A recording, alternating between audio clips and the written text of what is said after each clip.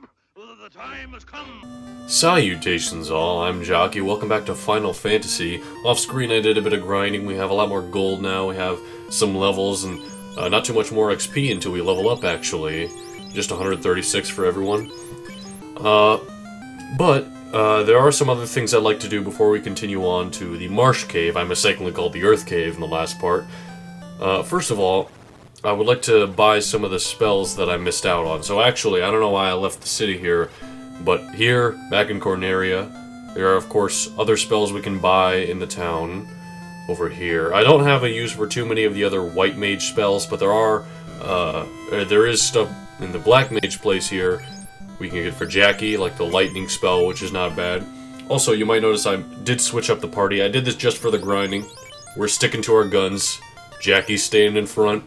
There's also one thing I forgot to do in Corneria where there's this weird detail. Normally, if you click on some random, like, tree or something, it'll just say nothing here. But if you click on the fountain in the middle of the village, it'll say, "See your face upon the clean water. How dirty. Come, wash your face." I don't know what the point of this is, but it's there. Also, we can now buy the ice spell over in the pirate town over here, which I'm gonna go do that really quickly. And we might level up along the way, seeing as how there's some Kaizoku to battle. And these guys aren't worth too much XP, but they are worth a lot of gold, so it's good to kill these guys just to get some gold. Especially since there are gonna be a lot of spells we're gonna be buying upcoming here. How much HP do these guys have? That one took 15 just fine. Okay, and as you can see, Fred is now hitting twice, actually. He's doing 2 attacks in a row, which does a lot of damage. It essentially doubles his attack. It's very useful. Ooh, good thing that guy missed. Alright, Jockey. Take this cure spell, why don't you?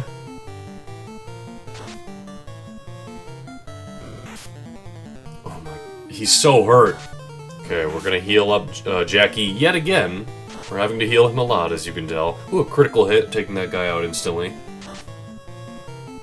That guy's still not dead, huh? It's a good thing Jockey also attacked him. Come on, Jockey. That wasn't enough, huh? Man, these guys have a lot of HP. 1 HP. You're okay, Jockey. You can do this. Everybody else is going for that guy, I believe. Oh, Jockey, you missed. How could you? Oh no, Mel was going for the other one. Oops. Well, let's hope we take this guy out here. Okay, hit Fred for 4 damage, that's fine. Fred and Pizza have a lot of HP now, as you can tell. Okay, and we made it through. Jockey had 1 HP, but 75 experience points isn't bad. That's more than the sharks are worth, actually. Granted, there was a few of those Kaizokus, but still, not bad. And here, we made it to... Oh.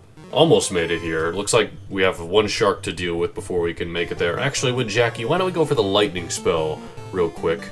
Since I believe this is actually effective against water enemies. At least it would be if that was Pokemon, but we're not playing Pokemon, we're playing Final Fantasy. Alright, Pizza dodged the shark. And got a little stab in on him too. We're destroying the shark on the first turn. Oh, maybe lightning isn't effective. Maybe ice is what's effective against the water enemies. I'm not sure. Oh, Mel, why did you miss? That's right, Fred's finishing the job. And is this also going to level us up? It might. Yep, level up for everybody. That's nice. The most important thing to me in terms of level up is how much their maximum HP increases by. Because now Pizza and Fred Fred already almost has 200 HP max, and Mel and Pizza are both above 100, so that's pretty good for them. Too bad Jockey only has 97. Before we grab the spell, I'm gonna go ahead and use the Inge so we can restore all the magic and HP we had lost in the previous couple of fights.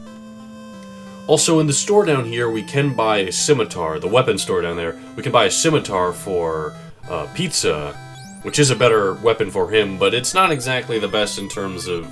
I think it's like 1 extra attack, and that's about it. It's not really worth it, in my opinion, especially since Pizza isn't exactly who we're using to do most of the attacking, and there might be a better weapon buy for him later on. Sometimes you have to make that kind of decision to just pass on a weapon for now. Let's see what they have at the armor store, if there's anything better we can buy, because we could use some defense, certainly. Oh, wooden chain, iron... wooden shield, and gloves. Gloves actually are items that Jockey and Mel can equip, so let's do that for both of them. Seeing as how they both could use defense, they both don't have nearly as much HP. And iron armor is better defense for Fred, I suppose, but we don't really need that either. Go to armor, let's equip both of these guys with gloves. Very nice. And now, we're actually going to head, not to the Elf Town, but we're going to head far left from where Elf Town and Corneria are to, once again, get a bit more context as to what we're doing here. These enemies here are the Odd Eyes. I may have covered these guys at one point before, but they just have very little HP, but the thing is they have the Gaze attack, which can paralyze you, making it so you don't actually do anything that turn, and for future turns, until it's eventually cured.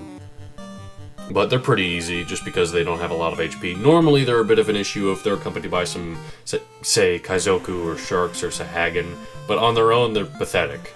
Now, as I had stated earlier, we're going to go left of Corneria and all this, and the first orb we want to get to is past this continent here, but as you can see, there's no way to get around this place as of now. So what we're going to do is we're going to investigate this island, see what's going on, and how we could potentially clear the path up. Oh, it looks like we had a chance to strike first, we might as well capitalize. Fire spell. 44, yeah, it certainly seems to be effective against the creeps, and possibly other, like, normal enemies. Oh wow, that was the end of the creep. Okay, that's the end of those guys. 210 gold, that's a pretty good amount actually. If we go down here on this continent, over there we can see a cave, we're gonna head there in a second. I don't want to deal with all these creeps, we're actually just gonna run away with Pizza and Jockey and Mel. See if we can get out of there. Oh my, yeah, that's I don't want to deal with all of that. Okay, Jockey is almost dead. Pizza can't run. Mel can't run. Jockey got us out of there. Thank you, Jockey. Alright. In the cave we head. And this here is the Dwarf Cave. Of course, if we got elves, we gotta have dwarves. Hooray! Man, he's happy. I don't know what he's happy about, but he's happy. Dwarves can see in the dark. Alright then. How you doing? I'm looking for the floater. I'll bet it could float anything. The bracelet can protect you like armor. That sound, Narek is digging a canal. So this place just has a bunch of dwarves hanging out in the caves, some of them just saying hooray for no reason. It does have some chests we might as well grab in it, so that's part of the reason I came here. Here we have some gold, that's not a bad amount. And here we have even more gold, actually. That's about 1,000 we just grabbed just like that. That's nice. And here we have a bunch of swords. This here is a blacksmith. For the Light Warriors, I will make a truly legendary sword. However, my supply of adamantium is exhausted. Yes, adamantium, as in the stuff in Wolverine's claws. Here we have a very large structure. How you doing? A rock blocks construction of my canal. If only I had TNT. So this guy is actually destroying the canal so we can make it through to the other continent. Also, this door is locked and needs a mystic key. We'll get to that. But this guy essentially needs TNT. And this is kind of like a slow part of the game where we have to do a bunch of prerequisites in order to continue. See, of course, we want to get the orb, which is in the Earth Cave far to the left. But in order to get there, we have to help these guys with the explosive. But in order to get their explosives, we have to get the mystic key. But to get the mystic key, we have to wake the Elf Prince from his sleeping spell. But to wake the Elf Prince from his sleeping spell, we have to get him the herb from Matoya. But to get the herb from Matoya, we have to get the crystal, which is stolen by Astos. But to get the crystal from Astos, we have to get his crown in the Marsh Cave. So it's a very long series of events we have to do, which all starts with going into the Marsh Cave, the first real dungeon of the game. So let's head there now, why don't we?